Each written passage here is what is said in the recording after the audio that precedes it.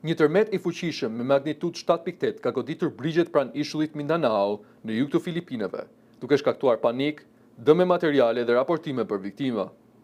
Sipas autoriteteve të menaxhimit të fatkeqësive, po verifikojnë informacionet për të paktën 5 persona që kanë humbur jetën në qytetin General Santos, një nga zonat më të prekura nga lëkundjet sismike.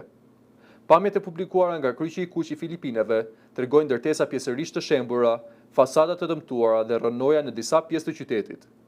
Ekipet e shpëtimit dhe të emergjencës janë angazhuar për të vlerësuar dëmet dhe për të ndihmuar banorët e prekur. Lëkundjet e forta u ndjen në një zonë të gjerë të jugut të vendit, duke detyruar shumë qytetarë të largohen me shpejtësi nga shtëpitë, zyrat dhe ndërtesat publike. Autoritetet lokale po monitorojnë situatën dhe po kryejnë kontrolle në infrastrukturë për të identifikuar dëmet të tjera të mundshme. Ndërkohë, ekziston shqetësimi për lëkundje të tjera pasuese që mund të rrezikojnë më tej sigurinë e banorëve.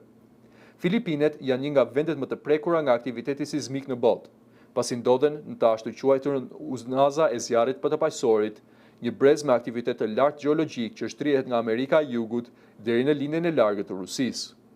Për shkak të kësaj pozite gjeografike, vendi përballet çdo vit me qindra tërmete me intensitete të ndryshme. Edhe vendi fqinj, Indonezia, përjeton rregullisht lëkundje të forta për të njëjtën arsye. Ndërsa operacionet e kërkim shpëtimit vazhdojnë, autoritetet pritet të publikojnë në orët e ardhshme një bilanc më të qartë të dëmeve dhe numrit të viktimeve të shkaktuara nga kjo fatkeqësi natyrore.